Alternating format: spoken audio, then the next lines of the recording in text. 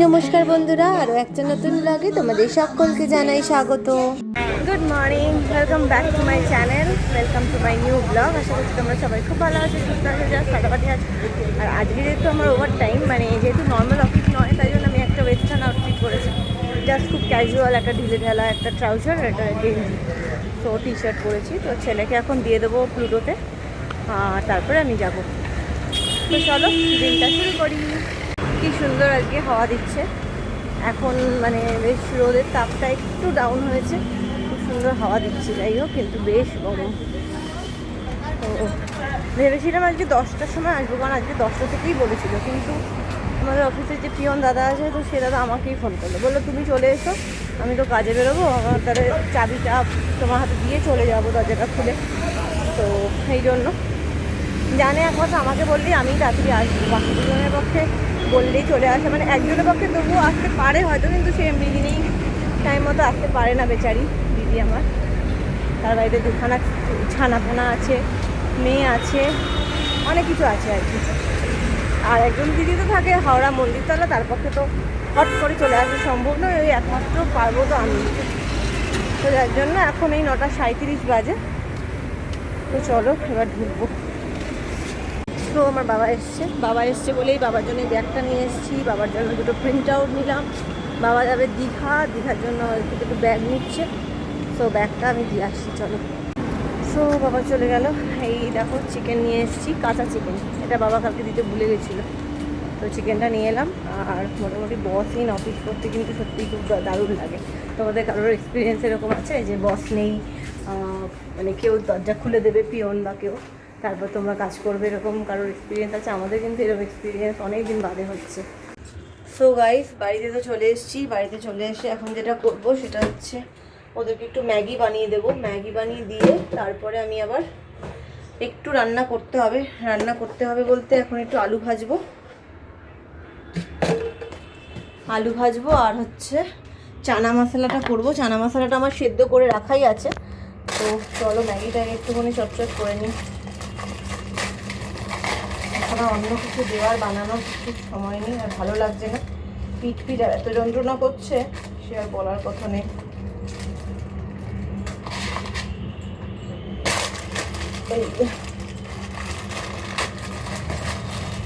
এই একসাথে করে দিয়ে দিচ্ছি।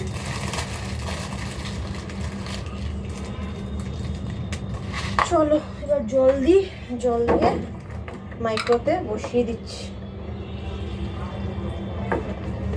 দুটো দিলাম, দুজনের।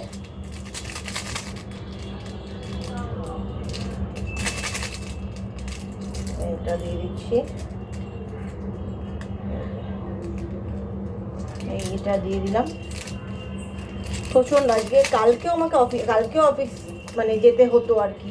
আমরা দুজনেই, আমরা যারা ছিলাম তারা সবাই বললাম যে কালকে আর যেতে পারবো না, প্রচণ্ড কোমর দিয়ে এত ব্যথা করছে না, কালকে যেতে বললে আর মানে মারা পড়তাম আর কি, এমন অবস্থা। চলো এখন আগে বসিয়ে দিয়ে নি। তো গাইস, এখন মোটামুটি আবার তো ঠোকাগুলো করাই ছিল, তো সেগুলোকে এখন একটুখানি গরম করে নেব। সেগুলো সব নামিয়ে নিয়েছি, নামিয়ে না এগুলো একটু ঝোল করতে হবে, না ঝোল করলে মুশকিল। একটু ঝোল করি, তাহলে আর কি খেতে সুবিধা হবে রাত্রেবেলার জন্য। এই জন্য এটা একটুখানি একটু ঝোল করে দিচ্ছি,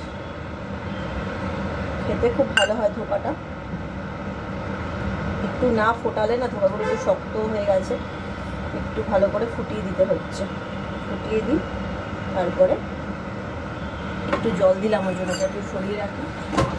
শুক্তোটাকেও একটুখানি জল দিয়ে একটু পাতলা করে দেবো, একটু ঘন হয়ে গেছে। আর এখানে একটু 1 বাটি জল নেব, ওটা হতে থাকুক। এখানে 1 বাটি জল নিয়ে নিচ্ছি।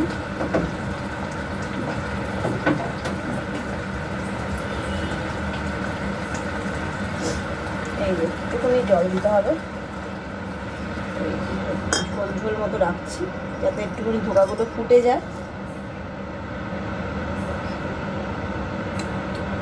মিষ্টি হয়ে রয়েছে, একটু ধোকাতে নুনটা দিতে হবে। এই একটু নুন দিয়ে দিলাম, একটু একটু ভেঙে দিলাম, তা না হলে না ভেতরে ভেতরে মশলাগুলো না মানে ঢুকবে না, ওই জন্য একটুখানি ভেঙে একটু ফুটে যাক। চলো ফুটে যাক, ভালো করে ফুটে যাচ্ছে। সো গাইস চলো এবারে এখানে আমি যেটা করব সেটা হচ্ছে কাবলি চানাটা করব। কাবলি চানাটা আমি নিরামিষই করছি, জিরে ধনে হিং ফোড়ন দিয়ে দারুণ কিন্তু খেতে হয়, প্রচণ্ড ভালো খেতে হয়। জিরে দিলাম, একটু ধনে ফোড়ন দিলাম, আর দেবো হচ্ছে একটু হিং ফোড়ন, হিং ফোড়নে একটু সামান্য, হিঙের স্বাদ কিন্তু একদম সামান্যই দিতে হবে। এটা একটু ভালো করে ভাজা ভাজা করতে হবে ফোড়নটাকে। এর মধ্যে এবার আমাকে দিতে হবে হচ্ছে কাসুরি মেথি। তো চলো সেটা নিয়ে আসি, দারুণ গন্ধ, মোটামুটি সুন্দর গন্ধটা বেরোচ্ছে। আর এখানে আমি একটু কাসুরি মেথিও ফোড়নে দিচ্ছি, সেটা একটু ভেজে নিতে হবে। কাসুরি মেথি ওপরে দেওয়া আর কাসুরি মেথি দিয়ে ফোড়নে ভেজে নেওয়া একদম আলাদাই একটা সেন্ট আসে, বুঝলে? এগুলো আমি সব ইউটিউব দেখেই শিখেছি।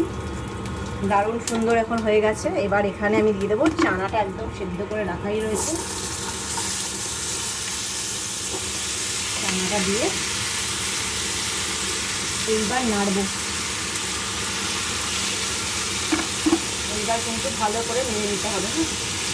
ফোড়নের মশলা দিয়েছি, সুন্দর সব মশলা দেওয়া হয়েছে, নুন চিনিটা দেবো,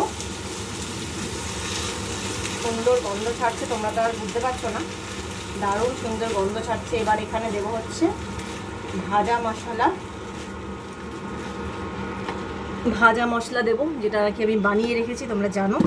সাথে দেবো হচ্ছে নুন, নুন দিয়ে সেদ্ধ করা, তারপরে একটু তো নুন লাগবেই, নুন দিলাম।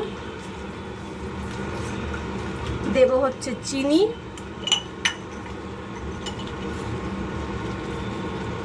একটু তো মিষ্টি লাগবেই, একটু চিনি দিলাম। এইবার দেবো হচ্ছে আমার সিক্রেট ভাজা মশলা, যেটা নাকি দিয়ে এবার ভালো করে কিন্তু নাড়তে হবে। দারুণ সুন্দর, এটার জন্য আর তোমাকে কোনো মশলা টশলার কিচ্ছু দিতে হবে না, এটাতেই যা সুন্দর সব আছে এই মশলাটাতে, তার মধ্যে তোমাদের আর চানা মশলা আলাদা করে আর দেওয়ার কোনো প্রয়োজনই পড়বে না।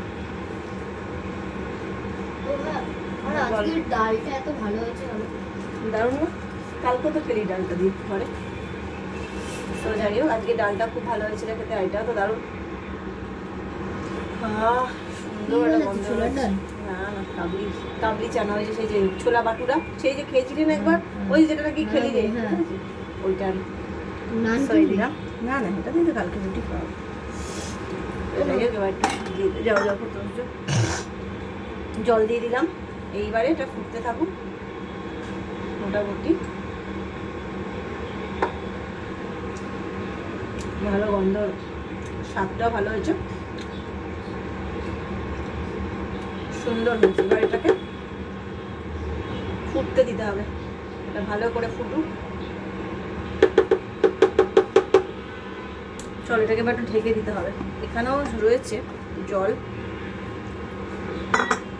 এটাকে একটুখানি ব্যাস দেখাচ্ছি তোমাদের কেমন হলো সব মিলিয়ে। সো গাইস চলো, আমি এবার চলে এসেছি, ডিনার করব। ডিনারে যেটা করব সেটা হচ্ছে ভাত আছে, আগে নিয়ে নিই। ছেলে খাবে হচ্ছে রুটি, রুটি আর চানা মশলা। ও আচ্ছা, যেটা করতে হবে সেটা হচ্ছে একটু আলু ভাজতে হবে, আলুটা ভাজবো। চলো আলু ভাজাটা একটু ভেজে নিই। হ্যাঁ, এয়ার ফ্রায়ারে একটু আলুটা ভাজবো। চলো, অল্প কটাই আলু, জাস্ট একটুখানি ডাল দিয়ে মেখে খাওয়ার জন্য। অল্প দিয়েছি বলে আলু, তাই জন্য মানে টাইমিংটা একটু অল্পই দেবো। তো চলো দিয়ে দিই। তো আজকে অনেকক্ষণ বাদে বাড়ির খাবার, আজকে শনিবার হলেও বাড়ির খাবার তো মানে বাড়ির খাবারই খেয়েছি। তখন ডিমের কষা টষা খেয়েছি। আর এখন আমার এই বেলাও কিন্তু অনেক রকমের রান্না আছে জানো তো। দেখো দেখাই, সয়াবিন, বাটা মাছ সেই যে কালকে রান্না করেছিলাম, শুক্তো, ধোকার ডালনা, অনেক কিছু আছে। তো চলো ডিনারটা একটু পেট ভরে খেয়ে নিই।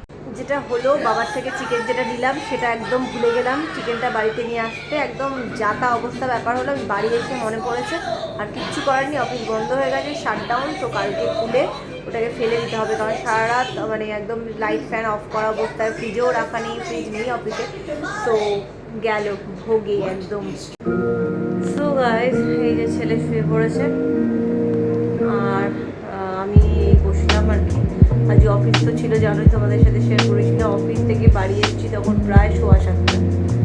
তো প্রচণ্ড টায়ার্ড, মানে আজকে একভাবে বসে টানা কাজ করেছি। আজকে টেবিল ছেড়ে বসেও কাজ করিনি, মেঝেতে বসে কাজ করেছি।